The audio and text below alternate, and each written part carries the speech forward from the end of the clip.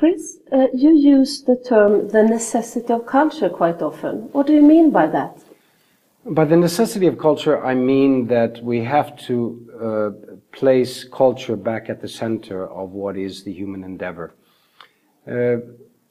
Culture is what we do together. It's everything which is not natural. That is, those things we build, the songs we sing, the dances we dance, the way we marry, the traditions and the rituals and the contemporary challenges that we face are reflected in our creative capacity.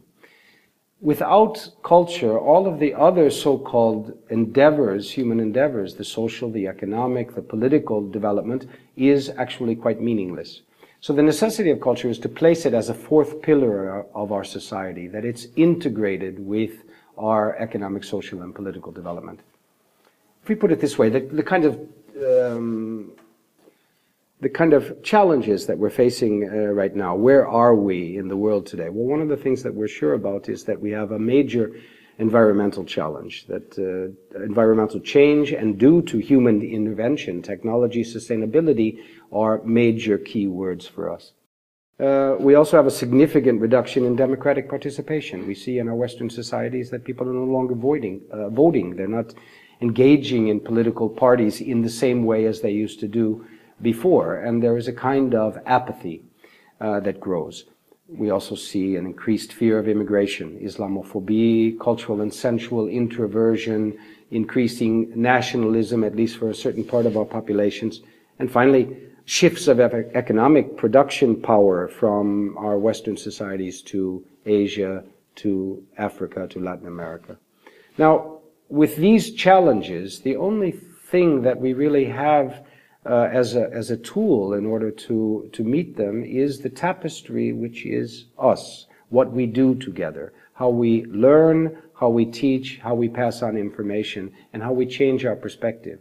One could say that politics changes opinions, but culture changes attitudes, and it's an attitudinal change that's most necessary. So when I speak about the necessity of culture, I mean the necessity of investing in culture, both with our children and with ourselves as adults. When I was in Latin America last year for a week, meeting ministers of culture and state secretaries and producers from all over Latin America, at a conference there, I was amazed to hear the stories of the kind of investments that are going on. We could call it in the shadow of the world market, because Latin America is not in focus at this moment. And they are able to both give space to their indigenous cultures. They're able to invest in Medellin, for example, in Colombia, in the region there. They are investing up to 25–30% of their public budget is in cultural and educational work. They're building new cultural houses in the neighborhoods, poor neighborhoods, where children are able to gather, work with the internet, make theater, work with handcrafts, meet one another. Often these children are living in very, very tight situations in their homes. These cultural centers become places of building community. And they're building them at the rate of 15 during the course of 2 or 3 years. In Sweden and in many other European countries, we're closing down our cultural houses, our cultural centers. Why are we doing that? Why is Latin America investing in this? I asked them this question, and they said, because of the necessity of culture.